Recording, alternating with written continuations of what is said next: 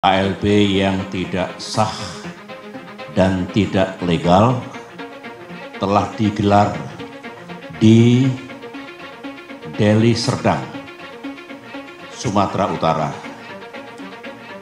KLB tersebut telah menobatkan KSP Muldoko, seorang pejabat pemerintahan aktif berada di lingkar dalam lembaga kepresidenan, bukan kader Partai Demokrat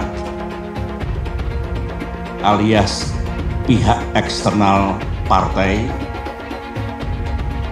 menjadi ketua umum Partai Demokrat, mendongkel dan merebutnya dari ketua umum Partai Demokrat yang sah, yang setahun yang lalu telah diresmikan oleh negara dan pemerintah.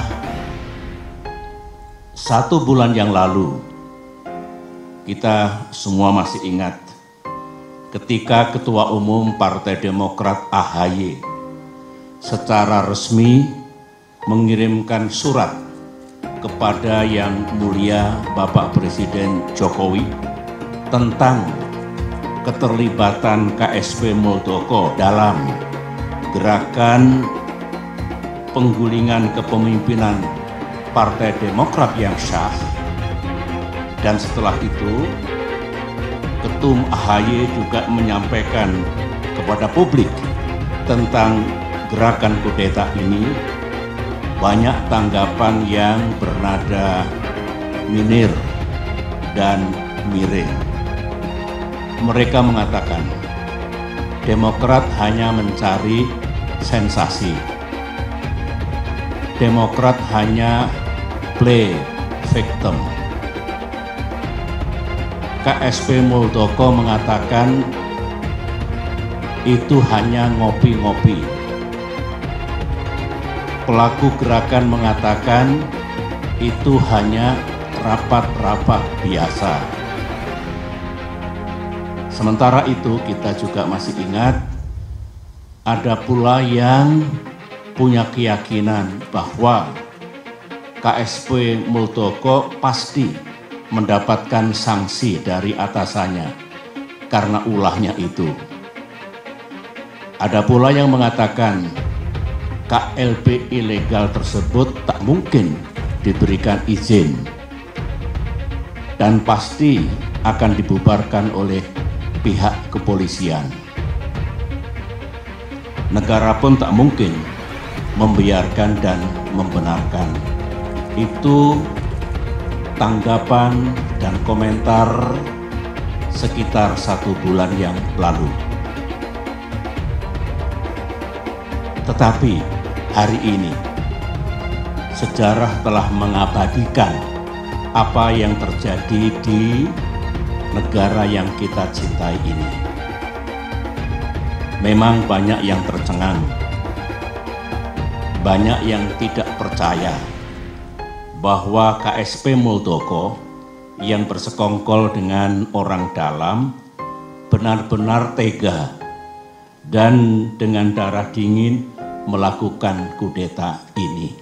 Menuduh Bapak Muldoko membeli Partai Demokrat, sehingga SBY menyampaikan dalam keterangannya bahwa Partai Demokrat not for sale. Menuduh kudeta terhadap partai yang dilakukan orang luar dan tuduhan-tuduhan lainnya yang sama sekali tidak berdasar. SBY dan AHY juga telah memainkan playing victim, seakan-akan menjadi pihak yang terzolimi dan mencitrakan diri kepada masyarakat luas bahwa Demokrat dan demokrasi harus diselamatkan. SBY dan AHY juga telah melakukan tindakan-tindakan brutalitas terhadap kader-kader Partai Demokrat di kabupaten kota dan provinsi di seluruh Indonesia dengan memaksa kader menandatangani surat-surat pernyataan yang disertai dengan ancaman-ancaman dan pemecatan. pernyataan dan cara-cara yang tidak bertanggung jawab tersebut sungguh telah menimbulkan kegaduhan dan keresahan di tengah-tengah masyarakat kita. Di saat bangsa Indonesia dan pemerintahan Bapak Presiden Jokowi sedang bersungguh-sungguh dalam mengatasi pandemi COVID-19 dan sedang berusaha membangun kembali sendi-sendi perekonomian nasional. Kami atas nama Dewan Pimpinan Pusat Partai Demokrat menyampaikan permohonan maaf yang sebesar-besarnya kepada masyarakat Indonesia dan kepada pemerintahan Bapak Presiden Jokowi atas kegaduhan dan keresahan yang semestinya tidak perlu terjadi. Agar kegaduhan dan keresahan ini tidak terjadi lagi, maka dalam kesempatan yang berbahagia ini, izinkan kami menyampaikan kepada seluruh masyarakat Indonesia hal-hal apa sesungguhnya yang terjadi di dalam Partai Demokrat. Dengan demikian, masyarakat dapat melihat dan menilai langkah-langkah konkret yang mesti kita lakukan bersama-sama untuk memperbaiki Partai Demokrat. Muldoko membidik Demokrat lagi. Sinyal munculnya intervensi rezim Jokowi disoroti. Kita yakin, dikutip dari Warta Ekonomi Jakarta, Ketua Badan Pembina Organisasi Keanggotaan dan Kaderisasi DPP Partai Demokrat, Herman Khairon buka suara terkait dengan manuver Muldoko. Dirinya mengatakan usaha merebut partai yang menaunginya tersebut sangat mengkhawatirkan, apalagi jelang Pilpres 2024. Tak hanya itu, adanya bau intervensi pemerintah sangatlah diwaspadai, namun pihaknya berusaha untuk tetap berpikir jernih. Tentu kita khawatir dengan PK itu, dan itu hal yang pasti. Kita tidak tahu ada intervensi dari pemerintah, katanya kepada wartawan di Kompleks Senayan, Jakarta, Kamis 6 April. Terlebih lagi, lanjut Wakil Ketua Komisi 4 DPR RI, novum yang didaftarkan kubu Muldoko ke Mahkamah Agung akan diputuskan tanpa persidangan. Artinya, menurut Khairon, hal tersebut adalah tanda adanya intervensi di balik meja makin meyakinkan Demokrat. Tapi mudah-mudahan itu tidak terjadi.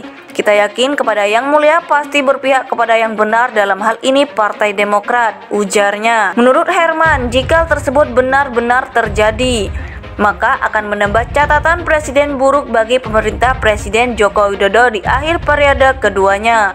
Dirinya mengatakan sebaiknya pemerintah tak berpolitik menggunakan cara-cara yang tak beretika seperti ini. Ini akan jadi presiden buruk bagi pemerintah.